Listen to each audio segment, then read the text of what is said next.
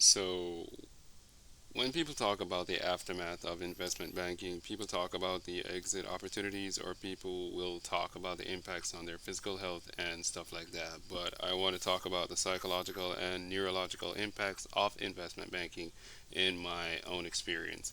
A review of the positive and negatives, per se. So the first thing is high standards slash excellence. So any bank you go to will demand perfection from anything that you produce.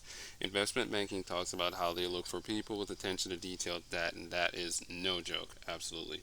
Everything that you do, whether that is a slide or whether that is an Excel, whether that is literally the Excel that goes into a chart that nobody will see, it needs to be perfect to the bank standards, and they will hold you to that high regard. So a common thing in investment banking, M&A, or whatever you want to call it, that you will end up double and triple checking your work, because the last thing the last thing you want to do is to forget to put a comma in or a period somewhere and have your manager take your head off over it. So over time you become very cognizant of possible mistakes, and that has lasting impacts on your psyche. That's right. So even now that I've left banking, I am someone who will double and triple check an email or simple documents or even a message that I'm sending to someone because of that, right? So you become someone who, just has such high attention to detail, and obviously that's a good thing in the work context. But you can assess whether it's positive or negative in a personal aspect, because it's not necessary to be perfect at everything, right? Or is it? It's probably a waste of time to try and go back to refine your email or just to read back the same words for the fourth time. It's not necessary, but that is a side effect of banking that will stick with you, right? So the second thing is that investment banking changed my concept and understanding of money. So if you work at any sort of bulge bracket, whether that is Goldman Sachs, Morgan Stanley, or JP Morgan, whatever, just for any bank, probably you're dealing with financials that are in such high magnitudes that this can get to your head a little bit.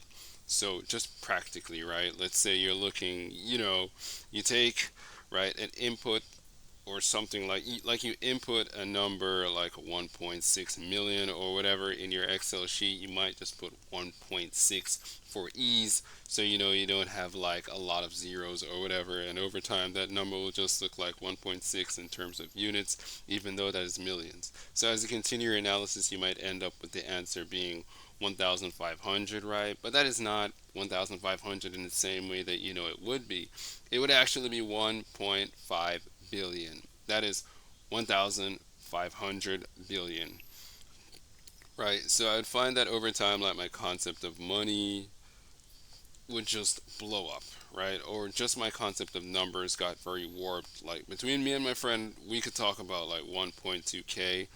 Like, thousands is a number that you can conceptualize in your day to day life, but billions and trillions are not actually numbers, at least for me, that I would, typically deal with. I don't know what that means. Like, what exactly are we even talking about here? So, you're doing this for like 14, 15, 16 hours a day, and you're exposed to these sort of numbers. Like, I feel like I need to practice more, but I do think that it has an impact on people. Like, on my understanding of what money is, especially, and what numbers actually mean. Another thing that banking did for me was to make me very output oriented. So I feel like in my time in banking, just I cared so much about the job and getting the job done.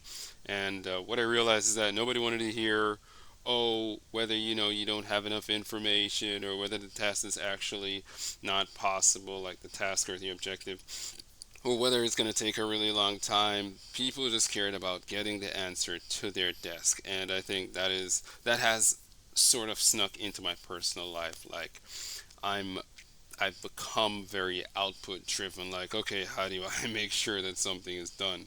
Like, it's just it's this thing where I'm making progress towards this goal.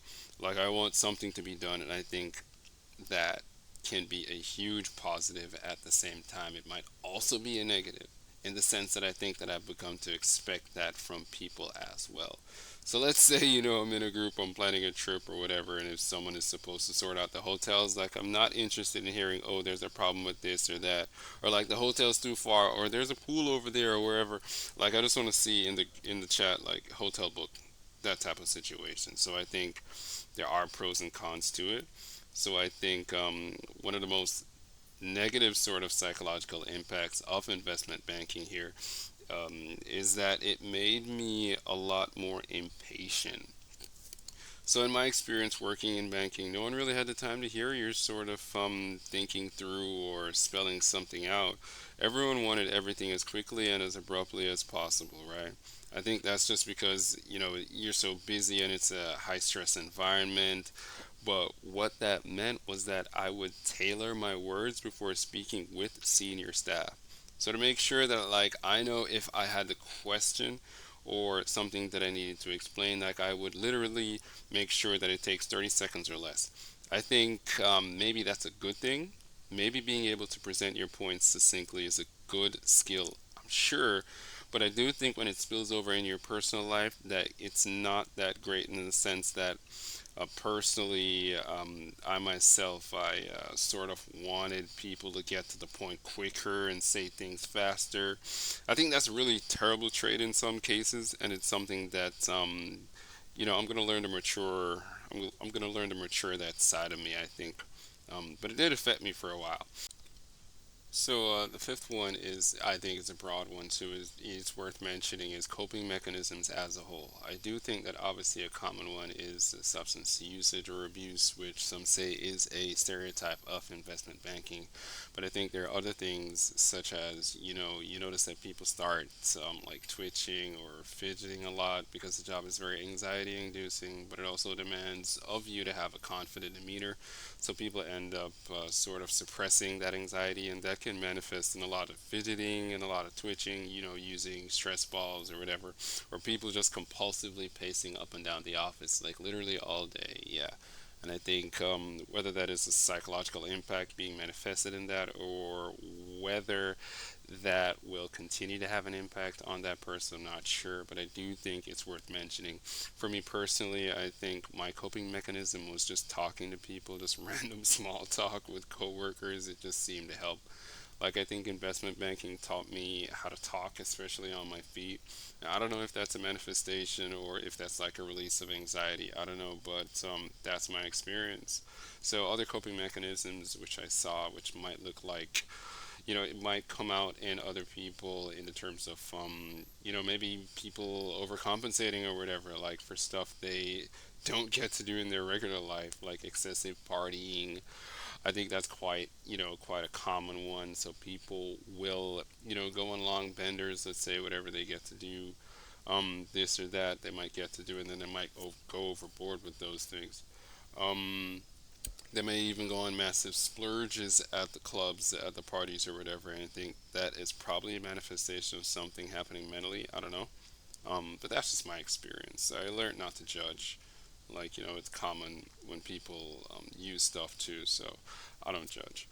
All right, I'm out here talking to girls in the middle of the night that I have zero interest in, so I'm not going to judge anyone else. All right, so number six, my final point here is sleep deprivation. Gosh, it is such a big topic, and I think it's something that actually quite like I'm not sure that I fully know the impact of that on me, whether that is mentally or physically. But I think fundamentally the body does keep score, and yeah, however your body or your mind chooses to react to conditions that you put it under for however long you're in banking, I think that's something that you just have to deal with. It's a lot. As always, I'm still not I'm still, net positive on investing, especially in investment banking, banking as a whole, the industry, everything, whatever.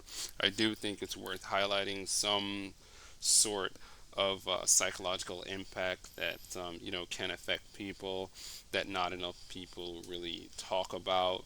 They are lasting and they can be positive or negative depending on how you see it, and they can also permeate over into your personal life. But yeah, thank you guys so much for watching. Let me know if you have any sort of questions or ideas or anything that you wanted me to cover, and I'll be more than happy to do so. And I'll see you in the next one.